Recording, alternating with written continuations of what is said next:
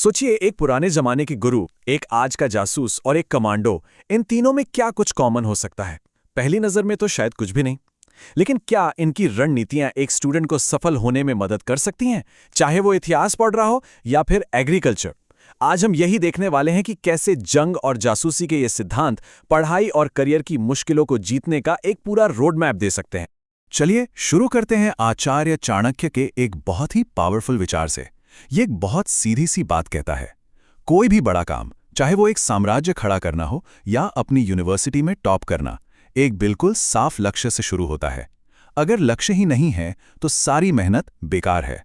तो सवाल यही उठता है कि आखिर एक प्राचीन गुरु, एक मॉडर्न जासूस और एक फौजी कमांडो, ये सब मिलकर एक स्टूडेंट की मदद कैसे कर सकते हैं? यही वो पहेली है जिसे हम आज सुलझाने वाले हैं और देखेंगे कि इन अलग अलग दुनियाओं को जोड़कर सफलता का एक यूनिवर्सल फॉर्मूला कैसे बनता है। तो चलिए सबसे पहले सिद्धांत पर आते हैं। एक अटूट लक्ष्य। चाणक्य के हिसाब से इसके बिना सारे एफर्ट्स का कोई मतलब नहीं। ये वो एंकर है जो आपको भटकने से बचाता है। लेकिन सवाल यह है कि ये लक्ष्य होता क्या है? देखिए, चाणक्य ने सिखाया कि असली ताकत बदला लेने में नहीं है, बल्कि खुद को इतना काबिल बना लेने में है कि सामने वाला आपका मुकाबला ही न कर पाए। एक स्टूडेंट के लिए इसका मतलब ये हुआ कि किसी मुश्किल सब्जेक्ट से चिढ़ने के बजाय उस पर इतनी मेहनत की जाए, इतनी महारत हासिल कर ली जाए कि वो आपकी सबसे बड़ी ताकत बन जाए। तो जब लक्ष्य तय हो गया तो दूसरा कदम क्या है? वो है जानकारी इकट्ठा करना। मतलब एक्शन लेने से पहले अपने माहौल को, अपने मैदान को अच्छी तरह से समझना जीत की पहली शर्त है।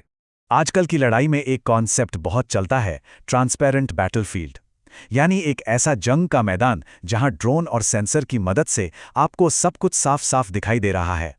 जब आपको हर चीज पता होती है तो गलतियों की गुंजाइश बहुत कम हो जाती है, और यही सिद्धांत एक स्टूडेंट की तैयारी पर भी लागू होता है। और देखिए, ये स्लाइड कितनी बढ़िया तरह से बताती है कि ये बात एक स्टूडेंट पर कैसे लागू होती है।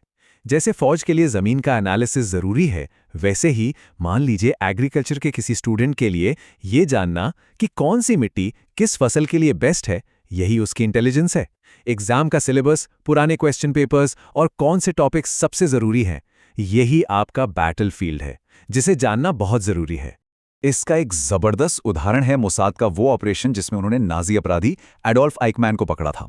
देखिए, उन्होंने कोई जल्दबाजी नहीं की, महीनों तक चुपचाप निगरानी की, जानकारी इकट्ठा की और फिर सही मौके का इंतजार किया।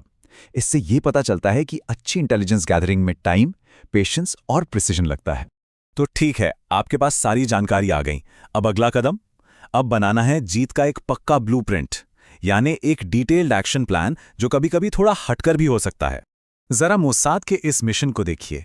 MiG-21 हासिल करना था। उन्होंने सिर्फ फोर्स का इस्तेमाल नहीं किया, बल्कि दिमाग लगाया।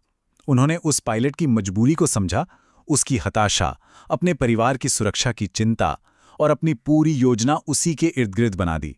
एक अच्छा प्लान अक्सर इंसानी साइकोलॉजी को समझने से ही बनता है। इसी तरह इंडियन आर्मी का ऑपरेशन हॉट परस्यूट देखिए। ये एक मल्टी स्टेप प्लान था। धोखा देना, घुसपैठ करना, हमला करना और फिर सेफ वापस आना। हर एक स्टेप बिल्कुल सटीक तरीके से प्लान किया गया था। ये एक स्टूडेंट के स्टडी प्लान जैसा ही है। पहले रिसोर्स इकट्ठा करना, फिर कॉन्सेप्ट्स को समझना, फिर रिवीजन और आखिर में मॉक टेस्ट देकर खुद को टेस्ट करना। और अब आते हैं सबसे जरूरी हिस्से पर। देखिए, दुनिया का बेस्ट प्लान भी किसी काम का नहीं अगर उसे लागू करने का डिसिप्लिन और एक्शन ना हो। सोच कर देखिए, ऑपरेशन हॉट परस्यूट के दौरान पैरा एसएफ के कमांडोज ने 35 किलो का सामान लादकर 50 किलोमीटर पैदल सफर तय किया, वो भी घने जंगलों में। ये होता है असली डिसिप्लिन, फिजिकल भी और मेंटल भी।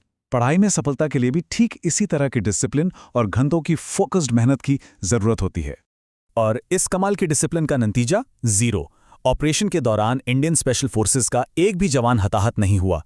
ये परफेक्ट प्लानिंग और परफेक्ट एक्शन का सबसे बड़ा सबूत है। मोसाद के ऑपरेशंस ये भी सिखाते हैं कि हर टारगेट के लिए एक ही तरीका काम नहीं करता।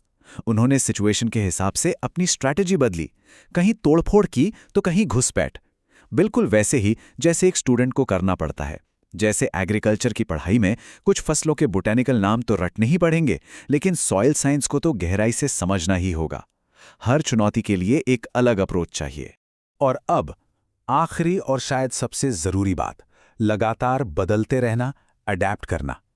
क्योंकि कोई भी प्लान जब हकीकत से टकराता है तो उसमें बदलाव करने ही पड़ते हैं। आजकल का ड्रोन वॉरफेयर इसका सबसे अच्छा एग्जाम्पल है। ये एक तरह से चूहे बिल्ली का खेल है। एक तरफ नई ड्रोन टेक्नोलॉजी आती है तो दूसरी तरफ उसे जैम करने के तरीके आ जाते हैं। यहां वही जीतता है जो तेजी से सीखता है और खुद को बदलता है। ये चार्ट इसी रेस को दिखा रहा है। अगर आप एक जगह रुक गए तो आप पीछे रह जाएंगे। और ये बात एग्रीकल्चर जैसे फील्ड्स के स्टूडेंट्स के लिए तो और भी ज़्यादा ज़रूरी है, जहां हर रोज़ नई नई टेक्नोलॉजी और रिसर्च आ रही है। कल की तकनीक आज पुरानी हो जाती है, इसलिए लगातार सीखते रहना ही आगे बढ़ने का एकमात्र तरीका है। तो चाणक्य के लक्ष्य से लेकर मोसाद की प्लानिंग, स्पेशल फोर्सेस की डिसिप्लिन और ड्रोन वॉरफेयर की अडेप्टेबिलिटी तक, हमने देखा कि सक्सेस के उसूल हर जगह एक ही जैसे हैं। तो सवाल बस ये है कि आपकी अगली चुनौती के लिए, चाहे वो कोई एग्जाम हो या करियर, आपकी स्ट्रैटेजी क्या होगी।